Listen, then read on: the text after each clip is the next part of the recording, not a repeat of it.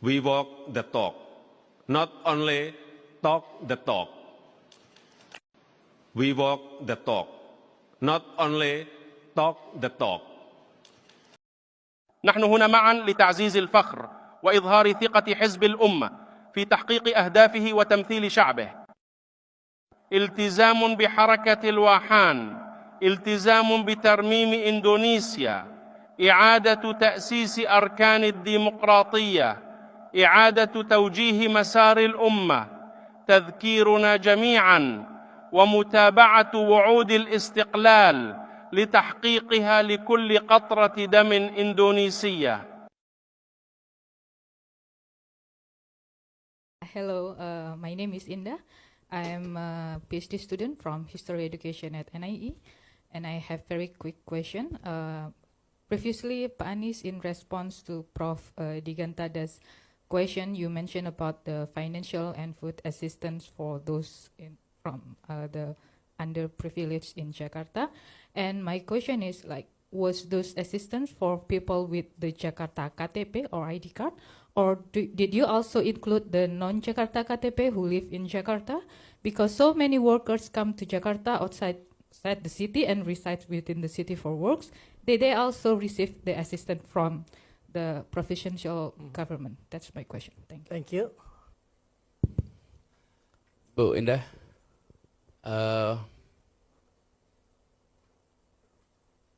you talk to officials in Jakarta, ask these simple questions. Your questions, they would say, will help everyone. Because Pak Gubernur never say, priority is to help Jakartans. No, it's to save life. It doesn't matter what is your KTP. Look at their eyes, and this is our sister and brother. Admit them, help them. Done, period. We'll cover the cost. This is time of crisis. This is not the time in which, you're talking about distinguishing services for Jakartans or non-Jakartas. All of them need support, and we have been doing that. Our ambulance picking up patients from outside the border of Jakarta. If they call our number and they ask for transfer services, we pick them up and we bring them to Jakarta. Yes, it's an extra effort, but it is a time of humanitarian crisis. So we have to do our best to save lives. And this approach is also similar to even at the time of no crisis. In Jakarta, after Lebaran, we used to have what's called Operasi Justisia. Pak Sebastian maybe remember this Operasi Justisia. Pak Eko remember. When people were coming back from Mudik, they bring in their families along and move into Jakarta. And then our staff, for years and years, we're doing screening in bus terminals, in train stations, and identifying anyone without KTP Jakarta, we'll put you on a certain room and we'll send you back to your region. And we have been doing that for years, and it has become a habit that no one thinks this is not right. Okay? Beginning of my service in Jakarta, I said, stop this, we should not continue doing this. Anyone born in Indonesia have every rights to move into any place in Indonesia. Because this is one country. This is not coming in from a different country. And Jakartans has been growing like this because of migrants coming in from outside. Not only because of the native Jakarta only, but migrants are coming in. Why should we stop new migrants?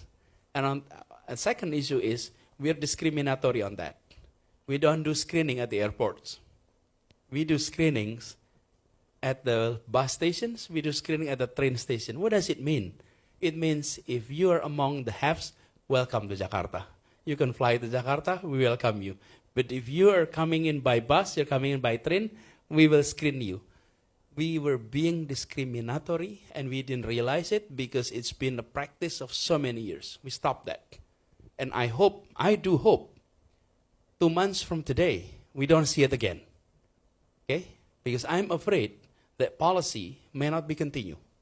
We may be seeing a reacting of this policy of, restricting people from moving in to Jakarta. Never worried about fiscal burden, because whoever come in, they will be productive in our city. They'll pay tax. They'll contribute to our income. Youth, please raise your hands. You consider yourself young.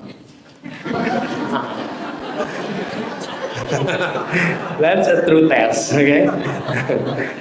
Sir, you can also raise your hand, sir, okay? You can consider yourself young. I myself think that you're young or old it doesn't depend on the year you were born, but depend on your mindset. If your story is about the future, then you're young. But if your story is about the past, then you're old. You may be 25 years old, but whatever you tell stories is about the past, then you're actually old. But I often met someone aged more than 90, and he or she is never interested in telling the past, always talking about present and future. I consider that person as a young person, even though he or she is more than 90. Yeah. So if you're still talking about the future, then you're young. So don't talk too much about the past. Now, tonight, what I will be discussing is about youth participations in democracy and its importance. This is one aspect that I thought is of interest to many of us.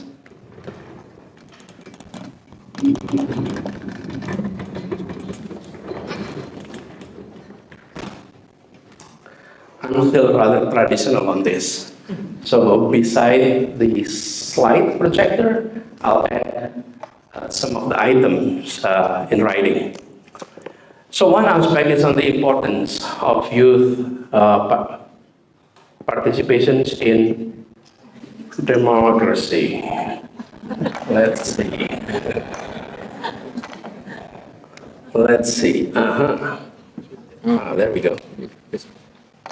Okay. I thought everything in Japan works well.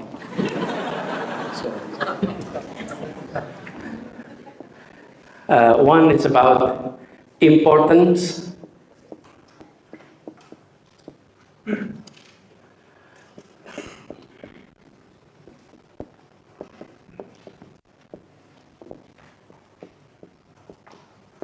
Importance of youth in a democracy.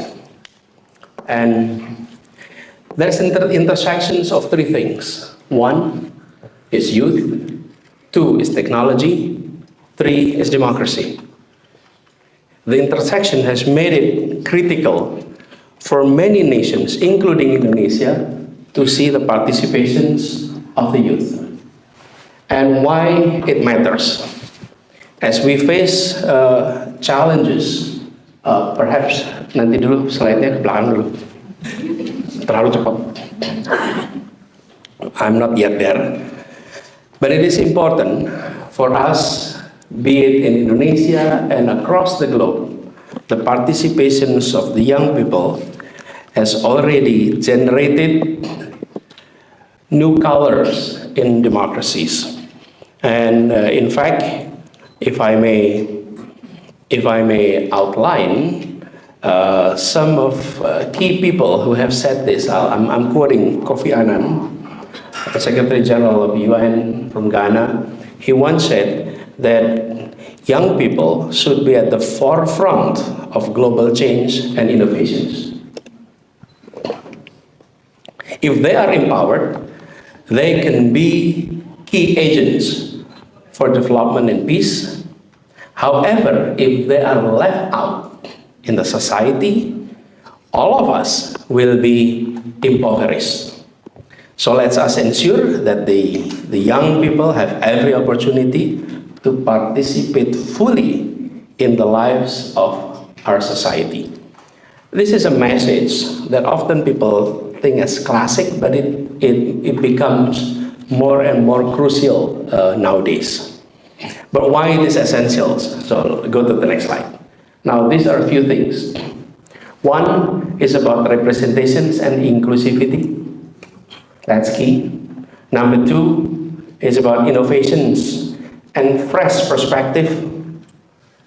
Number three, it's about long-term stability and sustainability of our democracy. Number four, it's about digital literacy and technological adaptations. And the fifth point is about global perspective and interconnectedness. Let me elaborate first one. First is about representation and inclusivity. Young people comprise significant portions of our society. Needless to say, the proportion is about a quarter to 30% across society across the globe. Luar biasa ya teman-teman, bagaimana Pak Anies Baswedan ketika ia berpidato, ketika ia mengajar di kampus-kampus itu menggunakan bahasa internasional teman-teman, yaitu bahasa Inggris. Dan beliau bukan hanya hebat dalam dunia politik, tapi akademik ya. Bagaimana berbahasa, Pak Anies Baswedan ini menguasai berbagai bahasa ya. Arab pun bisa, kemudian bahasa Inggris, ya, bahasa Indonesia, dan sebagainya. Inilah yang membedakan seorang Anies Baswedan dengan tokoh-tokoh lainnya. Semakin tinggi, semakin kencang anginnya. Begitulah pepatah yang menggambarkan Anies Baswedan ya. Semakin beliau disanjung, tapi banyak sekali orang-orang yang tidak suka dengannya. Bagaimana menurut kalian? Kita diskusi di kolom komentar ya. Sampai jumpa lagi. Salam.